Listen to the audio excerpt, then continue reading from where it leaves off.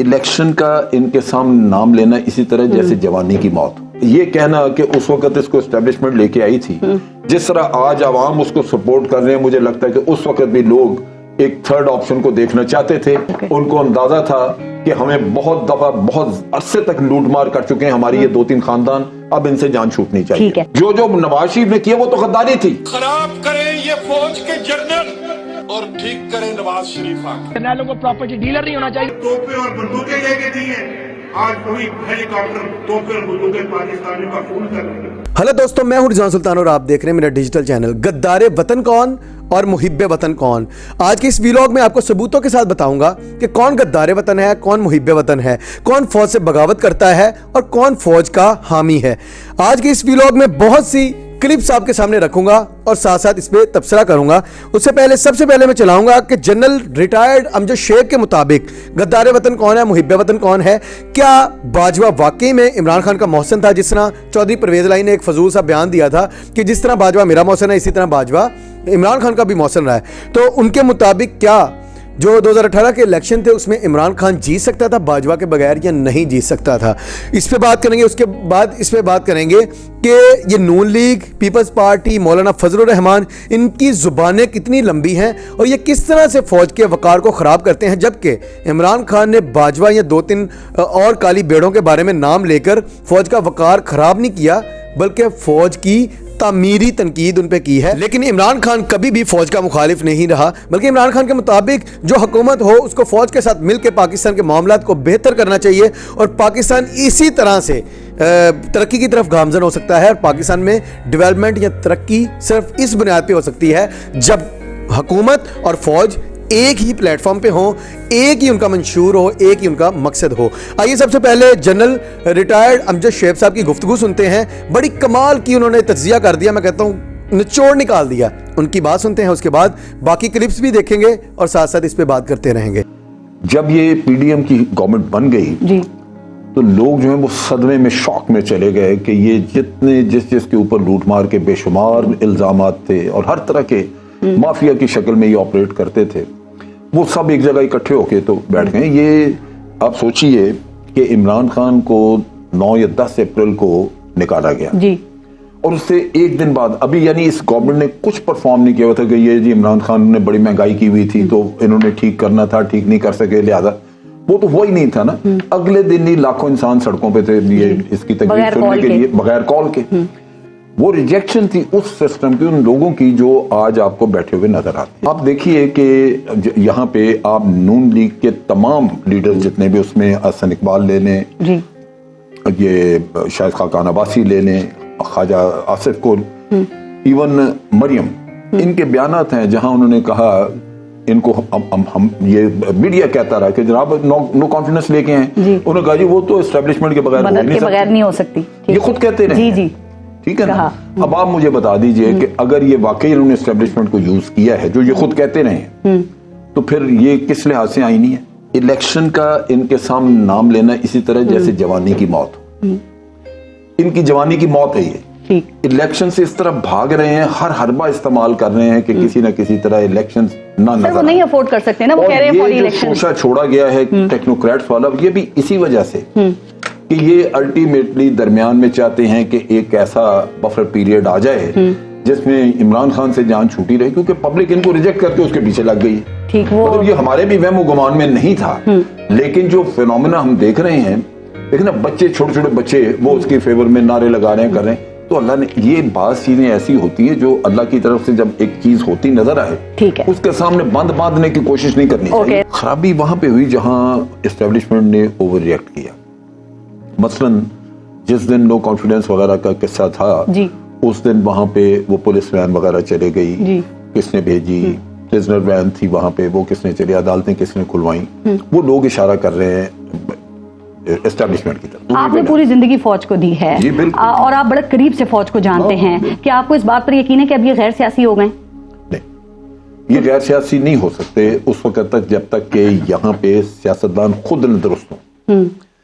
सियासतदान जा के खुद पीछे फिरते हैं। जब मैं खुद डायरेक्टर मिलिट्री इंटेलिजेंस रहा हूँ, सियासतदान आके चुगलियां खाते हैं एक दूसरे की। वो मिन्नत करते हैं कि जी हमें मदद करें। एक चीज वाज़ेह है पारिस कि ये कहना कि उस वक्त इसको एस्टेब्लिशमेंट लेके आई थी, जिस तरह आज आवाम उसको सपोर्ट कर रहे हैं, मुझे लगता है कि उस वक्त भी लोग एक थर्ड ऑप्शन को देखना चाहते थे। उनको अंदाजा था कि हमें बहुत दफा बहुत अरसे तक लूटमार कर चुके हैं हमारी ये 2-3 खानदान, अब इनसे जान छूटनी चाहिए। और आज भी लोगों का जज्बा यही है जिसकी वजह से उसको सपोर्ट मिल रही है।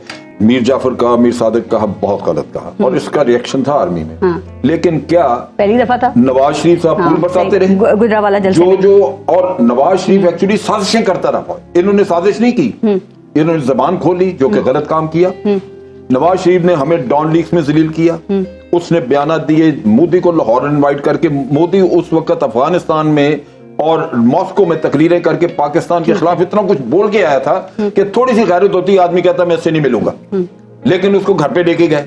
जो जो नवाज शरीफ ने किया वो तो गद्दारी थी और उसका बदावल नारा लगाया करता था मोदी का, जो यार है गद्दार है, गद्दार है। अवाम अब बेदार हो चुकी है, अवाम को समझ आ गई है कि ये पूरी की पूरी पीडीएम, ये 2-3 फैमिलीज, इन्होंने पाकिस्तान में इतनी लूटमार मचाई है कि अब इससे बेजार हो चुके हैं। अब वो कोई अल्टरनेटिव, एक अलग ऑप्शन चाहते हैं जो इस पाकिस्तान पे हुकूमत करे। इमरान खान की पॉपुलैरिटी एक साइड पे, लेकिन दूसरे नंबर पे अवाम इसलिए इमरान खान को सपोर्ट करती है क्योंकि वो इनसे बेजार हो चुके हैं, तंग आ चुके हैं। उनको पता लग चुका कि ये वो लोग हैं जो सिर्फ अपने मकसद के लिए हुकूमत करते हैं, अय्याशियां मारते हैं और मुल्क को डुबोते जा रहे हैं। अब मैं आपके सामने और भी क्लिप्स चलाऊंगा जिसमें आपको बताऊंगा कि गद्दार वतन कौन है, पाक अफवाज का गद्दार कौन है, जबकि मुहिब्बे वतन और फौज से मोहब्बत करने वाला कौन है। इमरान खान ने जो तनकीद की वो 2-4 लोगों पे की और इस वजह से की क्योंकि वो सियासत में मुदाखलत कर रहे थे और इमरान खान कहता था कि रिजीम चेंज ऑपरेशन, बैरूनी साजिश में वो साथ ना दें क्योंकि मुल्क जो है वो डिफॉल्ट कर जाएगा। जबकि ये पूरी की पूरी पीडीएम, ये पूरा टोला जो है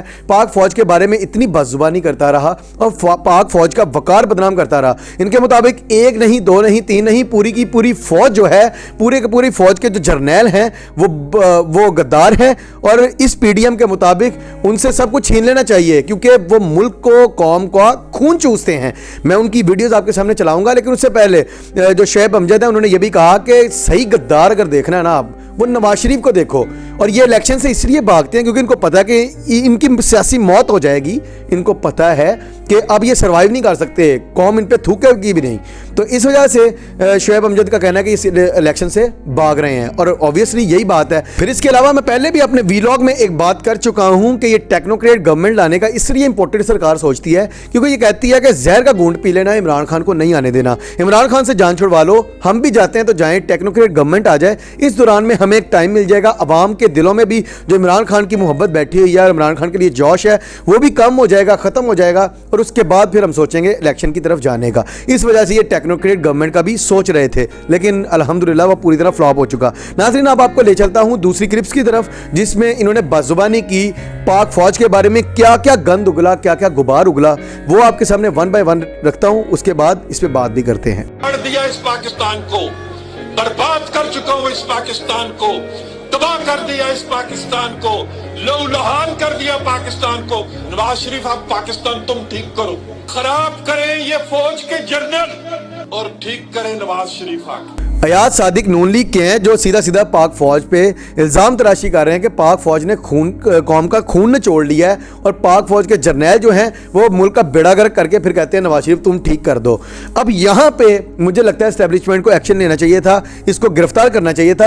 इमरान खान ने तो सीधा सीधा नाम भी नहीं लिया, एंड तक नाम नहीं लिया जब तक बाजवा साहब रिटायर नहीं हो गए। इमरान खान छुपे लफ्ज़ों में बातें करते रहे कि किसी तरह से पाक फौज का वकार जो है वो ख़राब ना हो, लेकिन इन लोगों ने पाक फौज के जर्नैलों को, पाक फौज के वो अफसरान जो अभी ड्यूटी पे थे, उनके बारे में क्या क्या बदजुबानी की, इन पे तो किसी ने एक्शन नहीं लिया। इन पे भी एक्शन लेना बनता था ना, इन पे लो एक्शन। इमरान खान को बड़ी धमकियां मिलती हैं, उन पे गद्दारी के केस, उन पे पता नहीं कौन कौन से केस, जो छोटी सी बात करता है, कभी शहबाज गिल को पकड़ के मार दिया, कभी आजम सवाती को पकड़ के जुल्म ज़्यादती का निशाना बनाया, उसकी वीडियोस लीक कर दी। अब इनके बारे में क्या कहेंगे? इनके बारे में भी होना चाहिए। अगली वीडियो सुनिए जरा। इस बात पे कन्विंस्ड हूं कि डिफेंस बजट को और भारत के साथ जो पीस प्रोसेस है उसको अलग अलग देखें। मैं डीएचए के खिलाफ हूं, मैं समझता हूँ कि फौज को प्लॉट नहीं बांटने चाहिए, जर्नैलों को प्रॉपर्टी डीलर नहीं होना चाहिए। नहीं जी, लोहे का चना जो है वो डीएचए के खिलाफ है। वो कहता है कि पाक फौज जो है उसको घर मकान वगैरह नहीं देने चाहिए, उनको रिटायरमेंट पे कोई भी बेनिफिट नहीं देना चाहिए। हाँ चलें, एक तरफ से मान भी लें कि इनको लगता है कि पाक फौज को अरबों खरबों रुपया जाता है, करोड़ों रुपया जाता है, तो उस पर नजर सानी होनी चाहिए, उस पर कार्रवाई होनी चाहिए, इनको तफ्तीश करनी चाहिए। लेकिन सबसे पहले तफ्तीश तो ये करनी चाहिए कि नून लीग ने 30 साल में जो पाकिस्तान का पैसा लूटा, जो इतने इतने अरबों खरबों डॉलर्स के एसेट्स बनाए, सबसे पहले वो तो पाकिस्तान को वापस करो। इनका तो नहीं होना चाहिए। चलें ठीक है, डीएचए के हक में नहीं है ये लोहे का चना, लेकिन पूरी की पूरी अवाम इस हक में नहीं है कि इनके पास जो लूटा हुआ पाकिस्तान का पैसा है वो पाकिस्तान से बाहर क्या कर रहा है। सबसे पहले वो पाकिस्तान में आए और फिर वो अवाम में तकसीम होना चाहिए, इनके पास नहीं रहना चाहिए। 65 में फेक जो है विक्ट्री डिक्लेयर की, वो पूछा आपने, इन्होंने सियाचिन हारा, आपने पूछा उनसे, इन्होंने कारगिल हारा, आपने पूछा। पाक फौज जो है वो जंग में जाती है, हारती है, जीतती है, ये किस्मत की बात है। और समटाइम आगे वाली जो पार्टी होती है वो कोई साजिश करती है, या फिर उसके पास जो पार होती है ज़्यादा होती है, या कोई भी इस तरह के मामला बन जाते हैं जिसकी वजह से जीत हार होती है। लेकिन एक बात तो माननी पड़ेगी, पाक फौज हमेशा पाकिस्तान की हिफाजत के लिए सरहदों पे उन्होंने अपनी जान के नजराने भी दिए। उन्होंने हर मुमकिन कोशिश की कि किसी तरह पाकिस्तान की शान को नीचे न लाया जाए, किसी तरह पाकिस्तान की शान बरकरार रखी जाए, और पाकिस्तान को हमेशा पाक फौज जीतता हुआ देखना चाहती है, सिवाय 2-4 काली भेड़ों के। लेकिन इस ख्वाजा आसिफ के मुताबिक पाक फौज जो है वो जब हारी है तो अवाम ने इनसे पूछा क्यों नहीं। मतलब भाई जाओ आप भी बॉर्डर पे जाके मरो, हम आपसे भी नहीं पूछते। ठीक है, कोई हार जाए और पूरी कोशिश करने के बाद हार जाए तो इसका मतलब ये नहीं कि वो हारा है। यहां पे एक्शन लो, यहां पे एक्शन क्यों नहीं लिया जाता पाकिस्तान की एस्टेब्लिशमेंट से, ये अवाम सवाल करती है। पाकिस्तान आपने अपना पेट काट कर जिस फौज को मारा है, जो फौज को हेलीकॉप्टर लेके दिए हैं, जो फौज को हमने हवाई जहाज लेके दिए हैं, जो तोपें और बंदूकें लेके दी हैं, आज वही हेलीकॉप्टर, तोपें और बंदूकें पाकिस्तानियों का खून कर रही हैं। अब मौलवी नवाज शरीफ साहब क्या कह रहे हैं कि जो जहाज, हेलीकॉप्टर, असला अवाम ने खून पसीने की कमाई का फौज को लेके दिया ताकि वो हमारी हिफाजत करे, उल्टा फौज इस कौम को मार रही है, कत्लो गारत कर रही है। अब बंदा इससे पूछे कि तुम्हें तब याद आया था, अब याद नहीं आता कि आजम सवाती के साथ क्या हुआ। अब ये पाक फौज को ब्लेम न दो, पूरी की पूरी पाक फौज को बदनाम करने की कोशिश ना करो। सिवाय 2-3 काली भेड़ों के पाक फौज को हमेशा पाकिस्तान की आवाम उससे मोहब्बत करती है, हमेशा उसको सलूट करती है और हमेशा चाहती है कि पाक फौज का वकार ऊंचा रहे। लेकिन ये नवाज शरीफ ने जिस तरह से बात की कि पाक फौज के जर्नैल जो हैं वो पाकिस्तानी अवाम का खून निचोड़ते हैं, इस पर क्यों नहीं एक्शन लिया गया, अवाम ये भी सवाल करती है। साखिया थी जिस पर इसकी हुकूमत खड़ी थी, वो शख्स जिससे ये बेफैज हुआ, वो धड़ाम से हुकूमत जमीन पे आकर गिर गई। गुजरांवाला वालियो तुसी उस शहर तो ताल्लुक रखते हो जिथे नवाज शरीफ दा मुखालिफ नीवा नीवा होके लंघदा है। याद है ना, अभी कुछ दिन पहले सरकारी मुलाजिम हजारों की तादाद में रेड जोन में आके बैठे देखे थे ना। आपके मुंतखबा जो नुमाइंदे हैं उनको तो एक इकामे पर निकाल दिया जाता है, उनकी 3-3 नस्लों का हिसाब होता है, उनके ऊपर अरशद मलिक जैसे जज लाके बिठा दिए जाते हैं। लेकिन पापा जोन्स को जानते हो ना, ये 99 कंपनियां किसकी हैं? पापा जोन्स का पिज्जा जानते हो ना, तो वो आसिम सलीम बाजवा को आज पूछने वाला कोई नहीं है। सवाल करने वालों की शक्लें देखो, खुद चोर, चोर भी तो चतर भी, मतलब खुद चोरी इतनी बड़ी की है, बातें दूसरों को सुनानी। हाँ ठीक है एक हद तक कि भाई पापा जॉन्स कहाँ से आया, ये वो वगैरह वगैरह, ये आपका काम नहीं है पूछना, ये काम दूसरों का है, जो खुद चोर नहीं है उनका काम पूछना है। लेकिन मरियम नवाज या पूरी पीडीएम, नवाज शरीफ, शहबाज शरीफ, आसिफ जरदारी, इनका काम नहीं है ये किसी से सवाल करें। और अब यहाँ पे भी सवाल पूछना बनता है कि वो हाजिर ड्यूटी, जब जनरल फैज़ हमीद सर्विस में थे, हाजिर ड्यूटी थे, तब ये मरियम नवाज उसके बारे में क्या बदजुबानी कर रही है, तब तो किसी ने बात नहीं की। इमरान खान नाम भी नहीं रहता, फिर भी बड़े लोगों को सूल उठता है और बड़े लोगों को तकलीफ होती है। यहाँ पे मरियम नवाज सीधे नाम बकती जा रही है और किसी ने इस पर एक्शन नहीं लिया। फिर वो कहती है कि भाई पापा जॉन्स करने वाला वो जर्नैल है, लाखों कंपनियां जर्नैलों ने हथियार ली, ये कर ली, वो कर ली, सीधा सीधा डायरेक्ट फौज को टारगेट किया जा रहा है। और सिर्फ फौज के एक बंदे, दो बंदे को, तीसरे बंदे, चौथे बंदे को इंडिविजुअली टारगेट नहीं किया जा रहा, बल्कि पूरी की पूरी फौज फौज इस नवाज शरीफ के मुताबिक, इसकी बेटी मरियम नवाज के मुताबिक, पूरी पीडीएम के मुताबिक गद्दार है। तो अब यहां पे भी एक्शन लेना बनता है। जबकि इमरान खान 2-3 बंदों के बारे में बात करता है, ये तो पूरी की पूरी फौज को गद्दार कह रहे हैं, इन पे एक्शन लेना बनता है। तो नाज़रीन, चलते चलते आपको एक और खबर देता चलूं कि आदिल राजा रिटायर्ड मेजर हैं, काफ़ी उनके मशहूर वीलॉग होते हैं, वो काफ़ी सच्ची बातें भी करते हैं जो हम वाकई में हकीकत पे मुश्तमिल होती हैं। उन्होंने एक और इंकिशाफ किया है कि जनरल बाजवा जो है वो पाकिस्तान की जो टॉप मॉडल्स हैं, टॉप एक्ट्रेस हैं, उनको प्रोवाइड की जाती थी और उनके साथ वो याशी करते थे, रातें गुजारते थे। अब इसमें कितनी सच्चाई है, ये झूठ है, ये सच है, ये आप पे फैसला है, आप फैसला कीजिए। यहाँ दूध का दूध, पानी का पानी हो ही जाएगा। अपनी राय का इज़हार कमेंट्स में ज़रूर कीजिएगा। अगली वीडियो में मिलते हैं, तब तक के लिए अल्लाह हाफिज़।